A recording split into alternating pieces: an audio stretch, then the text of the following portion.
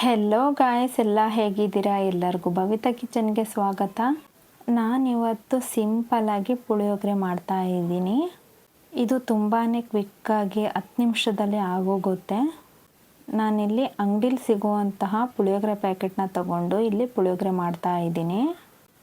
ಬನ್ನಿ ಈ ಸಿಂಪಲ್ಲಾಗಿರೋ ಪುಳಿಯೋಗರೆನ ಹೇಗೆ ಮಾಡೋದು ಅಂತ ನೋಡೋಣ. ಮೊದಲಿಗೆ ಒಂದು ಕುಕ್ಕರ್ಗೆ ನಾನಿಲ್ಲಿ 1 ಲೋಟದಷ್ಟು ಅಕ್ಕಿನ ನಾನಿಲ್ಲಿ ತಗೊಳ್ತಾ ಇದ್ದೀನಿ. ಇದನ್ನು ಒಂದೆರಡು ಸತಿ ನಾನಿಲ್ಲಿ ಚೆನ್ನಾಗಿ ವಾಶ್ ಮಾಡ್ಕೊಂಡು ಬರ್ತೀನಿ. ನೋಡಿ, ಒಂದೆರಡು ಸತಿ ನಾನಿಲ್ಲಿ ಅಕ್ಕಿನ ವಾಶ್ ಮಾಡ್ಕೊಂಡು ಬಂದಿದ್ದೀನಿ. ಇದಕ್ಕೆ ನಾನಿಲ್ಲಿ ನೀರು ಹಾಕ್ಕೊಳ್ತಾ ಇದ್ದೀನಿ. ನಾನಿಲ್ಲಿ 1 ಲೋಟ ಅಕ್ಕಿಗೆ 2 ಲೋಟ ಆಗೋಷ್ಟು ನೀರನ್ನ ಹಾಕ್ಕೊಳ್ತಾ ಇದ್ದೀನಿ.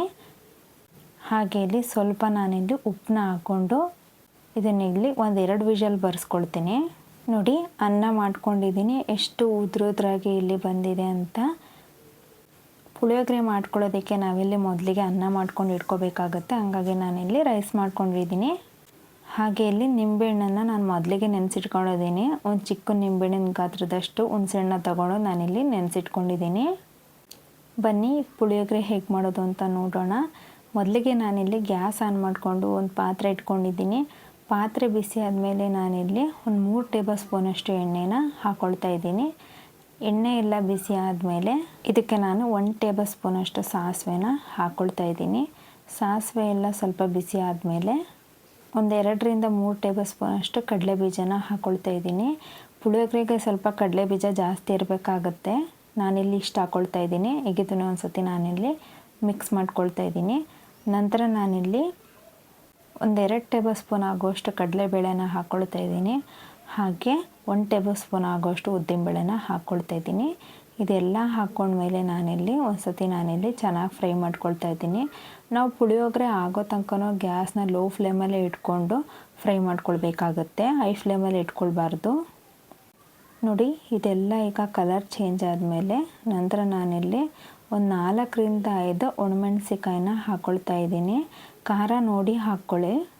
ನಂತರ ಇಲ್ಲಿ ಸ್ವಲ್ಪ ಕರಿಬೇವನ್ನ ಹಾಕ್ಕೊಳ್ತಾ ಇದ್ದೀನಿ. ಇದೆಲ್ಲ ಹಾಕ್ಕೊಂಡ್ಮೇಲೆ ನಾನಿಲ್ಲಿ ಒಂದು ಸತಿ ನಾನಿಲ್ಲಿ ಚೆನ್ನಾಗಿ ಮಿಕ್ಸ್ ಮಾಡ್ಕೊಳ್ತಾ ಇದ್ದೀನಿ. ನಾನಿಲ್ಲಿ ಯಾವುದೇ ರೀತಿ ಬೆಳ್ಳುಳ್ಳಿ ಆಗಲಿ ಏನು ಯೂಸ್ ಮಾಡಿಲ್ಲ, ಸಿಂಪಲ್ಲಾಗಿ ಮಾಡಿ ತೋರಿಸ್ತಾ ಇದ್ದೀನಿ. ನಂತರ ಇದೆಲ್ಲ ಆದಮೇಲೆ ಇದಕ್ಕೆ ಮೊದಲೇ ನಾನು ನೆನೆಸಿಟ್ಕೊಂಡಿದ್ದ ಹುಣಸೆಹಣ್ಣಿನ ರಸನ ಹಾಕ್ಕೊಳ್ತಾ ಇದ್ದೀನಿ. ನಾನು ಆಗಲೇ ಹೇಳ್ದಂಗೆ ಗ್ಯಾಸ್ನ ಲೋ ಫ್ಲೇಮಲ್ಲೇ ಇಟ್ಕೊಂಡು ಮಾಡ್ಕೊಳ್ತಾ ಇದ್ದೀನಿ. ನೋಡಿ, ಹುಣಸೆಹಣ್ಣಿನ ರಸ ಎಲ್ಲ ಹಾಕ್ಕೊಂಡ್ಮೇಲೆ ಒಂದು ಸತಿ ನಾನಿಲ್ಲಿ ಮಿಕ್ಸ್ ಮಾಡ್ಕೊಳ್ತಾ ಇದ್ದೀನಿ. ಇದನ್ನು ನಾನಿಲ್ಲಿ ಒಂದು 3 ನಿಮಿಷ ನಾನಿಲ್ಲಿ ಬೇಯಿಸ್ಕೊಳ್ತಾ ಇದ್ದೀನಿ. ಇದು ಬೇಗನೆ ಗಟ್ಟಿಯಾಗಿ ಹೋಗುತ್ತೆ. ನೀವು ಬೇಕಾದ್ರೆ ಸ್ವಲ್ಪ ನೀರನ್ನ ಜಾಸ್ತಿ ಹಾಕ್ಕೊಂಡ್ರೂ ಪರವಾಗಿಲ್ಲ, ಇದು ಗಟ್ಟಿ ಆಗುತ್ತೆ.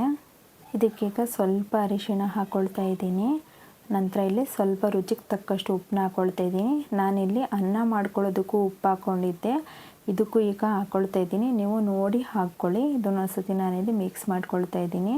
ನೋಡಿ, ಒಂದು 3 ನಿಮಿಷ ನಾನಿಲ್ಲಿ ಬೇಯಿಸ್ಕೊಂಡಿದ್ದೆ, ಎಣ್ಣೆ ಎಲ್ಲ ಬಿಟ್ಕೊಂಡಿದ್ದೆ. ಇದಕ್ಕೆ ನಾನಿಲ್ಲಿ ಇದು ಅಂಗಡಿಯಿಂದ ತಂದಿರೋ ಅಂಥ ಪುಳಿಯೋಗರೆ ಪೌಡ್ರು, ಇದನ್ನು ನಾನಿಲ್ಲಿ ಹಾಕ್ಕೊಳ್ತಾ ಇದ್ದೀನಿ. ಇದನ್ನು ಹಾಕ್ಕೊಂಡು ನಾವಿಲ್ಲಿ ಜಾಸ್ತಿ ಹೊತ್ತೇನು ಬಿಡೋದು ಬೇಡ, 1 ನಿಮಿಷ ಇಲ್ಲಿ ಫ್ರೈ ಮಾಡಿಕೊಂಡ್ರೆ ಸಾಕು. ಇದೆಲ್ಲ ಮಿಕ್ಸ್ ಆದಮೇಲೆ ನಾನಿಲ್ಲಿ ಗ್ಯಾಸ್ನ ಆಫ್ ಮಾಡ್ತಾಯಿದ್ದೀನಿ. ಫೈನಲ್ಲಾಗಿ ಇದಕ್ಕೆ ಕೊತ್ತಂಬರಿ ಸೊಪ್ಪನ್ನ ಹಾಕ್ಕೊಂಡು ಇದನ್ನು ಕೂಡ ಒಂದು ಸತಿ ನಾನಿಲ್ಲಿ ಚೆನ್ನಾಗಿ ಮಿಕ್ಸ್ ಮಾಡ್ಕೊಳ್ತಾ ಇದ್ದೀನಿ. ನಿಮಗೆ ಗೊಜ್ಜು ಜಾಸ್ತಿ ಅನ್ನಿಸ್ತು ಅಂದರೆ ಬೇಕಾದ್ರೆ ನೀವು ಸ್ವಲ್ಪ ತೆಗೆದಿಟ್ಕೊಳ್ಬೋದು. ಇದನ್ನು ಸ್ಟೋರ್ ಕೂಡ ಮಾಡಿ ಇಟ್ಕೊಳ್ಬೋದು. ನಾನಿಲ್ಲಿ ಸ್ವಲ್ಪ ತೆಗೆದಿಟ್ಕೊಳ್ತಾ ಇದ್ದೀನಿ.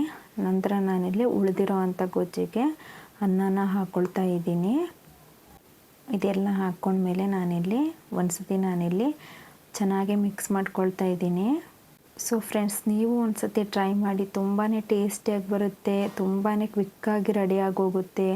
ಏನಾದ್ರು ಅರ್ಜೆಂಟ್ ಕೆಲಸ ಐತೆ ಅಂದರೆ ಈ ಥರ ಒಂದು ಸತಿ ಮಾಡ್ಕೊಳ್ತೀನಿ, ತುಂಬಾ ಟೇಸ್ಟಿಯಾಗಿರುತ್ತೆ. ಇದನ್ನೀಗ ನಾನು ಫೈನಲ್ಲಾಗಿ ನಾನಿಲ್ಲಿ ಸರ್ವ್ ಮಾಡ್ಕೊಳ್ತಾ ಇದ್ದೀನಿ. ನೋಡಿ, ಎಷ್ಟು ಚೆನ್ನಾಗಿ ಕಾಣಿಸ್ತಾ ಇದೆ. ಇದು ಮಾಡ್ಕೊಳ್ಳೋದಕ್ಕೆ ಜಾಸ್ತಿ ಟೈಮ್ ತಗೊಳ್ಳೋದಿಲ್ಲ, ಫಟಾಫಟ್ ಅಂತ ಮಾಡ್ಕೊಳ್ಬೋದು. ನಿಮಗೆ ಈ ರೆಸಿಪಿ ಇಷ್ಟ ಆಯಿತು ಅಂದರೆ ಖಂಡಿತ ನೀವು ಈ ವಿಧಾನದಲ್ಲಿ ಒಂದು ಸತಿ ಟ್ರೈ ಮಾಡಿ. ಹಾಗೆ ಇದೇ ಥರ ಈಸಿ ರೆಸಿಪಿ ಬೇಕು ಅಂದರೆ ನಮ್ಮ ಚಾನಲ್ ಆದಂಥ ಭವಿತಾ ಕಿಚನ್ ಚಾನಲನ್ನು ಸಬ್ಸ್ಕ್ರೈಬ್ ಮಾಡಿ. ಹಾಗೆ ಪಕ್ಕದಲ್ಲಿರೋ ಬೆಲ್ ಬಟನನ್ನು ಕೂಡ ಕ್ಲಿಕ್ ಮಾಡಿ. Thank you all.